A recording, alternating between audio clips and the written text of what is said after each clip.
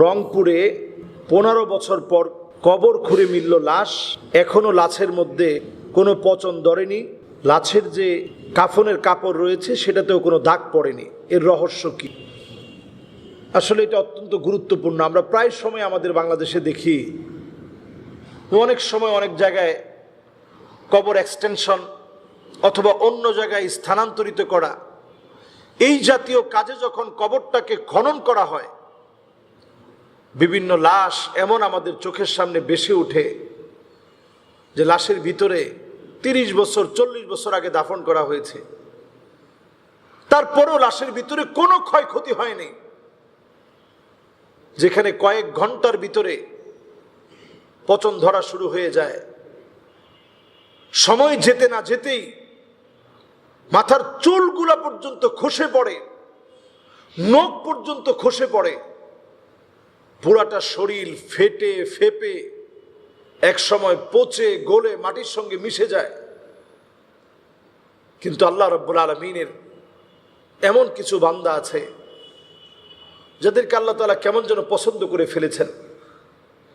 রংপুরের যে ঘটনাটা এখন আলোচিত হয়েছে, একজন কৃষক মানুষ,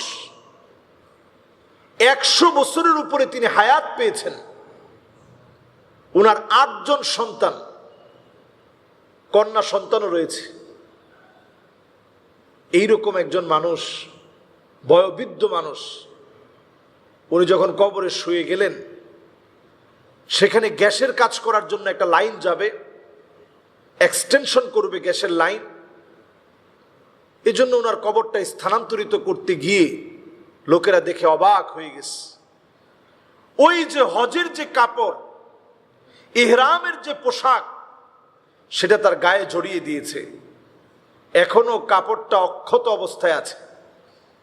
এর দ্বারা আরেকটা বার প্রমাণ হয়, ওয়ালা ইন সাআলতাহুম মান খালাকাহুম লা ইয়াকুলুন্নাল্লাহ।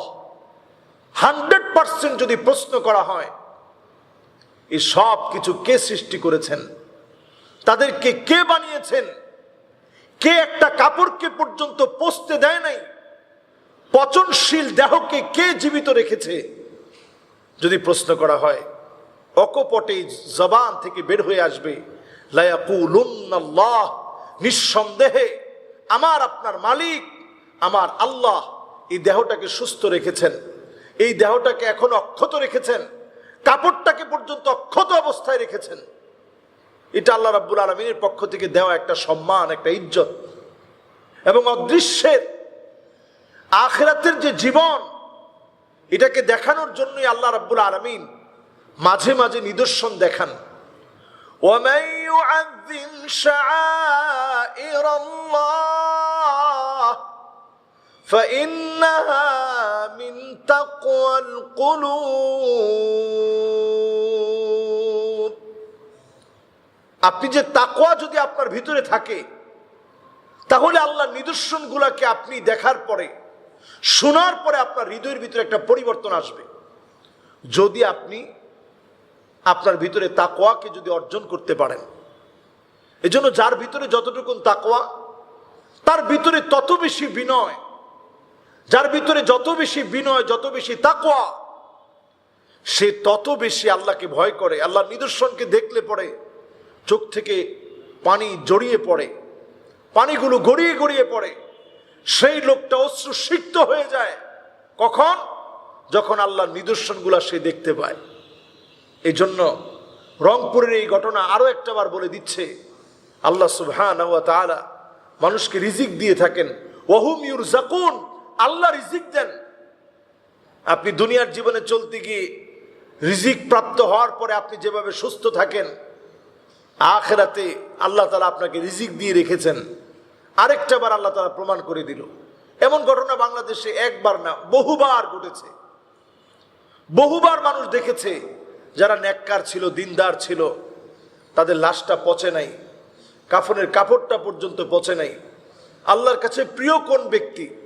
এই যে একটা কৃষক মানুষ আল্লাহর কাছে কত প্রিয় হয়ে গিয়েছে, তার দেহটা কেমন অক্ষত অবস্থায় আছে, কাফনের কাপড়টা পর্যন্ত অক্ষত অবস্থায় আছে। এটা আমাদেরকে বলে দিচ্ছে নিজের জীবনকে যেন আমরা পরিবর্তন করি। যারা হজ করেছি নিজের জীবনকে যেন পরিবর্তন করি। যে যে পেশায় আছি নিজের জীবনকে যেন পরিবর্তন করি। যিনি কবর থেকে যার লাশটা উঠানো হয়েছে তিনি কিন্তু হজ করেছিলেন, তিনি একজন হাজি ছিলেন, এবং কাফনের যে কাপড়টা দেওয়া হয়েছে ওটা এহরামের কাপড়। আল্লাহ রাব্বুল আলামিন উনাকে পছন্দ লেগেছে, মাফ করেছেন বিধায় আমরা বলতে পারি আল্লাহ নিয়ামত আল্লাহ রাব্বুল আলামিন যাকে ইচ্ছা তাকে দিতে পারেন। আল্লাহ নিয়ামত আল্লাহ রাব্বুল আলামিন তখন দিবেন যখন বান্দাকে পছন্দ করে ফেলেন। এই জাতীয় ঘটনাগুলো আমাদের জন্য নিদর্শন হয়ে থাকবে। আসুন আমাদের জীবনটাকে একটু পরিবর্তন করি, প্রতিনিয়ত চিন্তা করি আমাকে দিয়ে যেন মানুষের জন্য কোনো অকল্যাণ না হয়। এলাকার লোকজন সাক্ষী দিয়েছে এই লোকটা অনেক দিনদার ছিল, 5 ওয়াক্ত নামাজ মসজিদে গিয়ে গিয়ে পড়তো, দৌড়ায় দৌড়ায় মসজিদে চলে যেত। সবাই সাক্ষী দিয়েছে কাউকে কোনোদিন কষ্ট দেয়নি।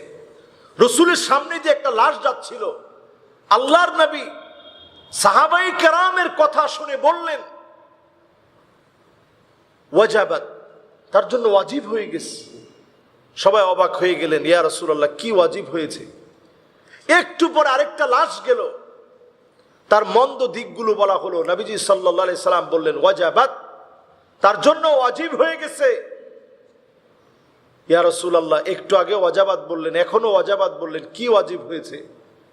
প্রথম লোকটার প্রশংসার কারণে জান্নাত ওয়াজিব হয়েছে, দ্বিতীয় লোকটার যেই সমস্ত অন্যায় সে করতো এগুলো বলার কারণে তার জন্য জাহান্নাম ওয়াজিব হয়ে গেছে। আনতুম শুহাদাউল্লাহি ফিল আরদ, এই জমিনে তোমরা আল্লাহ সাক্ষী। এই জন্য নিজেকে ভালো মানুষ বানান, এমন মানুষ বানান মানুষ সাক্ষী দিবে যে লোকটা দিনদার ছিল, আল্লাহ ওয়ালা ছিল। মানুষ সাক্ষী দিবে লোকটা বড় ভালো মানুষ ছিল। আপনি ইন্তেকালের পরে ভোট নেওয়া লাগবে না যে লোকটা কেমন ছিল, মানুষ মন থেকে বলবে লোকটা আল্লাহ ওয়ালা ছিল। এমন চরিত্র নিয়ে যদি আপনি জীবন কাটাতে পারেন, আপনার শেষ মুহূর্তটা এমন আসবে, শেষ মুহূর্তটা এমন আসবে আপনি বুঝবেন আইয়ুফিকাহু বিআমালিন সালিহিন ক্বাবলা মাউতিহি, মৃত্যুর পূর্বেই তার জবান দিয়ে আল্লাহ তাআলা কালেমা নসিব করাই দিবে। সুবহানাল্লাহ। যখনই কালেমা নসিব হবে লোকটা আল্লাহর কাছে বড় দামি হবে, লোকটা আল্লাহর কাছে বড় সম্মানিত হবে। এমন ব্যক্তিদেরকেই আল্লাহ রাব্বুল আলামিন মাঝে মাঝে নিদর্শন হিসেবে দেখান যে তাদের লাশটা কিছু হয় নাই, তাদের কবর ভাঙার পরে কাপড়টা বের হয়, কাপড়টা ফকফকা থেকে যায়। আল্লাহর কাছে আমরা আমাদের গুনাহগুলো থেকে মাফ চেয়ে নিচ্ছি। আমরা যেন এমন জীবন গড়তে পারি মানুষ যেন আমাদের জন্য দোয়া করে। আল্লাহ সাক্ষী হিসেবে যে মানুষগুলো দুনিয়ার মধ্যে আছে আমাদের জন্য যেন তারা ভালো সাক্ষী দেয়। আল্লাহ যেন আমাদেরকে মাফ করে দেন। আসসালামু আলাইকুম ওয়া রাহমাতুল্লাহি ওয়া বারাকাতুহু।